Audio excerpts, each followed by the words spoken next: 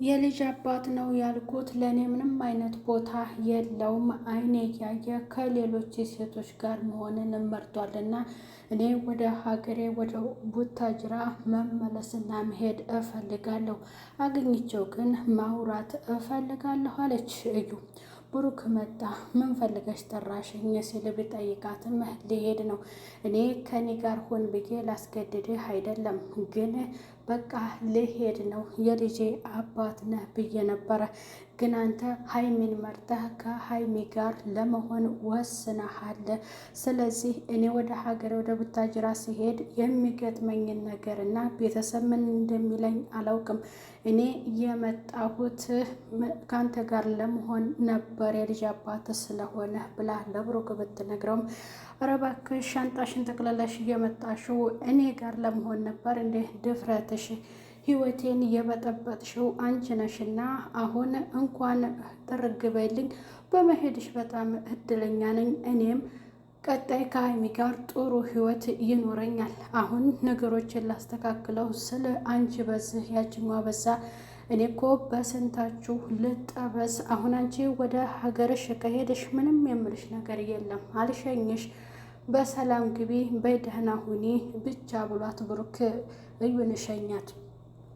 ሰላም ጤና ይስጥልኝ ውድ እየተከበራችሁ የቻናሌ ተከታዮች ቤተሰብ በሙሉ በያላችሁበት ዓለም ዳርቻ ሰላማችሁ ይብዛ። ለቻናሉ አዲስ የሆናችሁ ቤተሰብ የሆናችሁ ቪዲዮውን ላይክ እና ሼር በማድረግ እስከ መጨረሻው ተከታተሉት። ቻናሉን አበረታቱ ትላለሁኝ። እዩ ወደ ሀገሯ ወደ ቡታጅራ ሄዳለች። ምክንያቱም እሷ የፈለገችው የልጅ አባት ስለሆነ ለእኔ ቦታ ይሰጠኛል ብላ ነበር። ግን ሀይሚ እንደሄደችላት የሀይሚን እቃዎች ብሩክ ቤት እንደሄደች ጠቅልላ ነበር እያስቀመጠችው፣ ወይንም ሁሉንም ነገር አዘጋጅታላት ከዛ ቤት በቃ ሀይሚ የምትባል ሰው መሄድ እና መውጣት አለባት።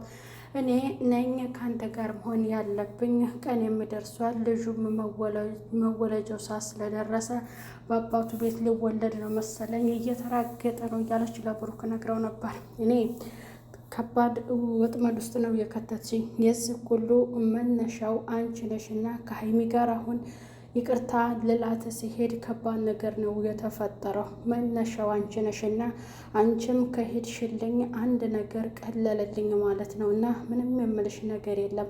ስለ ልጁም አውርተሻል። በቃ በሰላም ወልደሽ ልጁን ምርመራ ካደረግን በኋላ የኔ ልጅ ከሆነ አሳድጋለሁ። ወደ ህይወቴ ግን እንድትመጪ አልፈልግም። ህይወቴ መስቀልቀሉን አውጥተሽብኛል ሲለ ለእዩ ነገራት። እኔ እኮ ከአንተ ጋር ለመሆን አይደለም፣ ቢያንስ እንኳን ልጁን አምነህልኝ የልጅ አባት እንድትሆን ብቻ ነው እንጂ የምፈልገው። አንተ በመረጥክበት መንገድ መኖር ትችላለህ። እኔ ምንም ህይወትህን አልበጠበጥኩም አለችው። በእኔ ላይ አይደለም ወይ ደግሞ ያብሰላትን እያመጣኸው? ሀይምን እንደምትወዳትና እንደምታፈቅራት እኮ አውቃለሁ። እኔን አስረግዘህ ነፍሰ ጡሯ እያለሁኝ አይደለም ወይ እሷ ጋር የምትሄደውና ሀይሚ ሀይሚ ብለህ የምትናገረው ስትል ለብሩክ ብትነግረውም ብሩክ በጣም ተበሳጭቶ በመሄድሽ ደስተኛ ነኝ፣ ግን እኔና ሀይሚን እንደዚህ እንድንሆን እቃዋን ሰብስበሽ አዘጋጅተሽ እሷ ያንን ስታይ ከባድ ጸብ የፈጠረችው መነሻችን እሱ ነው ብሎ ለዩ ነግሯታል። ያብስላትም ወደ መጣችበት እንድትመለስ አስጠንቅቀው ነግሯታል። በዛሬው ክፍል እንግዲህ ቪዲዮ ላይ ቅመም የለችም። ቅመም ወይንም ሀይሚ በጣም ስለተናደደች እና ያንን ቪዲዮ ደግሞ ከያብስላት ጋር የተላከውን ስላየች በጣም ተበሳጭታለች። የእንትናን አውቃለች ግን በዛም ደግሞ ተጣልታ በእዩ ያው አባቷን አስመጥታ ነበረ የተናገረችው። ግን በዚህ ደግሞ የመጨረሻ የተነገረውና በሀሳብ የተስማሙት ልጁ ሲወለድ በዲኤንኤ ምርመራ ማረጋገጥ እንደሚቻል ብቻ ነው። እሱም ብዙ ጊዜ እንትን ነግሬሻለሁ የኔ ልጅ እንዳልሆነ ብሎ ለሀይሚ ነግሯት ነበረ። ሀይሚም ፍቅሯን ገልጻ እንደምትወደው ወደ ብሩክ ህይወት መመለስ እንደምትፈልግ ነግረው ነበረ። እሱም ሌላ ሴት አምጥቶ ከእሷ ጋር ስጀምር ነው ወይ ብሎ ለሀይሚ ነግሯት ነበረ። እሱም ሰፕራይዝ ሊያደርጋት ቢፈልግም በዛ መልክ ደግሞ እኔ ባጣ ቆይ ነኝ ወይ ብላ ሀይሚ በጣም ተቆጥታለኝ። በዚህ ነገር ላይ አባቷን ማስተያየት ሰጥቷል። የኔ ልጅ መቀለጃ አይደለችም ብሩክ፣ እኔ ይሄንን ከአንተ የማጠብቀው ነገር ነው እና ያደረገው አሁን ምንም ሀሳብ ልሰጥ አልችልም፣ በቃ ደከመኝ ብሏል ጋሼ። ሙሼም የብሩኬም እናት በቃ እኔ ከደህና ጓደኛና ጎረቤቴ እንደዚህ ልታደርገኝ ነው፣ ከቅመም ጋር ተጣላችሁ ማለት ከባድ ነው ብላ እሷም ሙሼም በጣም አዝናለች። ብሩክም ማርኝ ይቅርበኝ እኔ ቅመምዬ ከአንቺ ሌላ ወደ ውጭ ብሏታል። በጭራሽ አላስብም፣ ምክንያቱም አንቺ ነሽ ህይወቴ፣ ከአንቺ ጋር ነው መኖር የምፈልገው፣ ከአንቺ ጋር መሌት አልፈልግም።